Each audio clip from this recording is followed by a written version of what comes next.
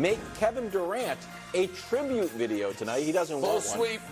Full sweep. We'll be back in half an hour. But right now, of course, it's 4 o'clock on Wednesday. Let me get you caught up to speed. Last night, while shopping for luxury casual wear, a select group of academics and vindicated tattoo artists met right where Justin Tucker was coincidentally warming up to fight and toil and burn the midnight oil to concoct the best segment in all of sports media. It's an honor and a privilege. It's time for Nick's Tears. Kevin Wiles, I got to tell you, I know Yes. I don't want to, no announcer's jinx here, but that intro plus the seamless poker analogy earlier, you're pitching a perfect game. Let's see if you can finish the last 29 minutes. All right, quick note on the committee. The committee's proud of itself. Oh, wow. The committee did not bow to pressure, to, looks across the aisle from other power rankings and tiers and wannabe tiers throughout the year. And they had faith in the championship pedigree of the Kansas City Chiefs. Of course. And so while everyone said they were biased or that they are too many Kansas Cityans on it, what they ended up being, for the 5th consecutive season, is rated by Sotheby's as the most accurate football ranking system. Sotheby's into that? Auction house, yeah, as well. Yeah, they do it. They do a lot of things. Now to the off-season optimism tiers. All 14 playoff teams ranked in terms of off-season optimism. At least we can pretend together. Cleveland and Pittsburgh. Listen, well coached. Both have Defensive Player of the Year candidates. Good defenses, nice skill position guys. But do not have the quarterback situation at all figured out. Don't have the resources to figure it out. And so, if you're talking about a deep playoff run, you're really likely just pretending. What was the outlier tier? That is the question surrounding the 2024 Philadelphia Eagles. Was the outlier this past season, or the bigger concern was the outlier the Super Bowl run? That, along with the looming question of, if Jason Kelce actually retires, is he the key to the tush push, which was the only thing we did all year that worked the whole year? So those things are looming questions for them. We can build on this. Both of these teams replaced legendary quarterbacks and got better. Both of these teams, much to the surprise of many, won a playoff game. Both of these teams spent this year cleaning up their cap to a degree and feel like we can build on our young players, our quarterbacks that we have, and move forward. Both of these teams, while the loss in the postseason hurt, because both of them looked like they could be in the conference championship game, they feel at this point like they had very successful seasons. Like me in January. None of these teams can do anything next year. No one will care. The Miami Dolphins could score 90 points in a sunny 75-degree September day. No one will care. The Baltimore Ravens can beat 25 playoff teams by 25 points per game, never trail in the second half. No one will care. The Dallas Cowboys could go 15-2. Dak Prescott could win league MVP. No one will care. Fair or not, there is nothing any of these 3 select teams can do in next year's regular season to make you believe that their Januaries will go different until we finally see their Januaries go different. Media darlings, again, rinse and repeat, but this year with even more hype, certainly surrounding the Detroit Lions. And by the way, I don't blame them for it. But I wish I could bet on a bet. I would wager a lot of money that this exacta right here is a very popular Super Bowl pick come next August. Bills over Lions. What, Wiles? You've crossed the Rubicon. About gambling? Whenever you're on TV saying, I wish I could bet on a bet. Yeah, okay, well, I'm just telling you, I think what you're going to see Circus Sportsbook has a lot of futures out there on the Lions winning the NFC, and God knows, this will be the Bills' year. I'm sure it will be. Great youth, great cap, great vibes. Houston and the Rams. I love both of these teams. Both of these teams, while they're disappointed in how their playoff game ended, Houston obviously tied at halftime against Baltimore and then it fell apart. The Rams had plenty of opportunities to win that first playoff game and they weren't able to, against Detroit, weren't able to get there. But they also have very clean cap situations, have drafted incredibly well over the last couple of years, feel great about their quarterback situations, feel great about their coach situations, and feel great moving into the offseason.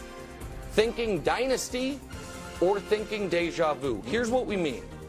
If you win, you have this roster for the most part locked up. If you win this weekend, you're also thinking, yeah, we probably should be the back-to-back champs. Why couldn't we have beaten this Chiefs team last year if Purdy doesn't get hurt? Yeah. If you win, you have your quarterback for no money for the next couple of years, and you're thinking, that is how we build out a dynasty.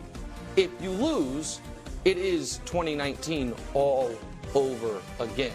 You are a favorite throughout the season. You have a great regular season. You have a stirring postseason. And then the bullies of the block beat you in the playoffs, that being, of course, the Kansas City Chiefs. And then, atop the tiers, imagine when they're actually good. The Chiefs. They won a Super Bowl in a rebuilding year last year. This year, they're down. They're vulnerable. They're not the same. Nick, everyone sees it. Why can't you? Imagine how good they'll be when they're actually good. If they're the back-to-back defending champions when they're rebuilding and bad. That is the offseason optimism tiers. Coach, you have been the committee's biggest critic. We've done 21 editions of this. You have been here for 11 of them. Tell me the one thing you haven't said yet. Those tiers were great. Let me hear it. There's a lot of things that I thought you did well. Thank you. All right, you know what? We'll take it. And this was one of them. I think you did a very good job with this. I do think you're off on one team. I feel like Detroit should be with your great youth, great cap, and great vibes. And when you look at it, they've got the 7th most cap space, which is outstanding. They're the 4th youngest team. They've drafted extremely well. They've got an extra 3rd-round pick. They've got a quarterback on the roster in Hendon Hooker, who a lot of people thought could go in the 1st round, but got an injury, knee injury prior to the draft. So he fell in the draft, but now he's at a year. He's rehab. He can sit behind Goff another year. So he's a little bit of an outlier. Maybe he emerges this season. And they've got a brand. They've got a brand that's real, and that's going to appeal to a lot of free agencies and the free agents, and they're over the hump of being this franchise that couldn't win. Couple that with a little bit of playoff experience, they should be in that next I like that. So if we moved them up, that would leave just the Bills alone in the media darlings tier. You know what, Coach? You might have just earned yourself a committee invite. Don't keep our fingers crossed. This is a big day. I gotta run it past the others. Go ahead, bro. The names were really good. San Francisco's interesting. If they win it, I agree with where they are. Maybe they'd be at the top. Because obviously they would feel like we can win it again. Purdy's still young. He's not making money. If they lose, though, we just saw a Super Bowl hangover. Hit late, but it hit with the Eagles. So that would be interesting. I also, like Coach, I think there's another team that should go in the great youth, great vibes line. I don't know about their cap situation, but Green Bay. I think Green Bay next year is going to be a contender. Oh, wow. Like, not just improve. Like, this is essentially where Detroit was last year, except Green Bay actually got in the playoffs. And won a game. Right, and so we know how good Jordan Love was. Look at his numbers over the second half of the season. He was one of the best quarterbacks in the league. And he played, he had the interceptions in the playoff game, but nobody's faulting him for that. The receiving core is young and really good. This was the youngest team to make the playoffs in about 50 years. So I think Green Bay, I really think they have a chance. They will be in that group of teams that has a chance to get to the Super Bowl. Do you like their defense? Defense underrated.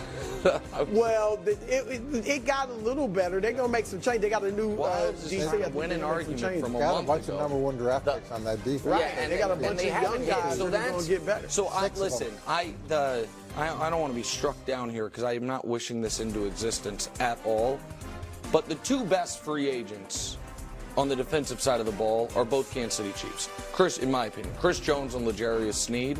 Yep. If I were Green Bay, I would throw a bucket of money at Chris Jones. I don't know if the Chiefs aren't able to bring him back. You gotta keep Chris Jones. I understand. I don't know that they're going to be able to keep them both. They might lose them both. I'm not sure. If he wins back-to-back Super Bowls, he might want to go get paid. Yeah, and so the highest bidder. Yeah, and again, I love Chris Jones. I would love for him to come back. Snead has never made any money, so if the Chiefs don't pay him, I want Snead to get his money. He's had a very rough go of everything personally and everything. So, but those would be, if you're Green Bay. And you and I were thinking the same thing, Wilds. I do think the reason I don't have them up there is I don't trust the defense, and I don't think they have necessarily the personnel. Their best defensive player, Jair Alexander, seems to maybe be on his way out of there after coin toss gate and everything that went on there. So I like Love, but I question. They did slow down Mahomes. Jesus, man. They did. You know what I realized about that? That game, You watched that game on Bill Simmons' 90-inch television, I was at the hotel. which It is was the late game. it was the late game. I was going to say that's why it's stuck in your brain so much because you were there doing half-baked I watched ideas. every Packers whatever game. other half-baked Every things Packers you and game Simmons this year. were doing. I Go go ahead. and watch all 22. Yeah. All right, I'm going to move up the Eagles.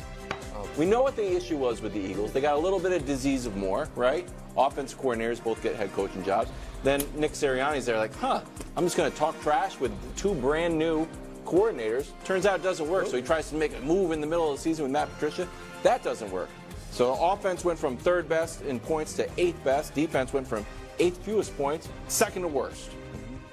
So now you go and get Vic Fangio, who I think I think great hire. Sure thing, right? hire. And then Kellen Moore, who was like, the That's hot a great shot.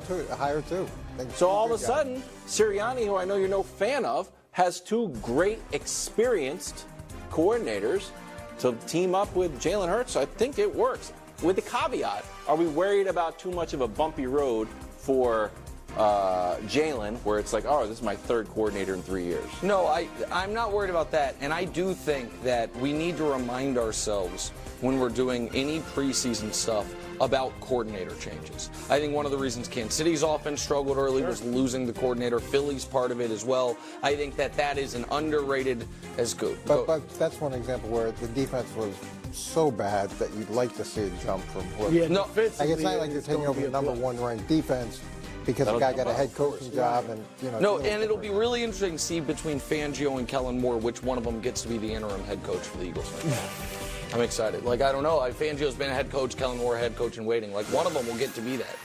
So I bet it's not Kellen Moore. He already had the shot with Staley. Didn't get it. Yeah. It wasn't real analysis. That was a shot I was saying Sirianni's going to be fired. Well, I'm sorry. I'm just...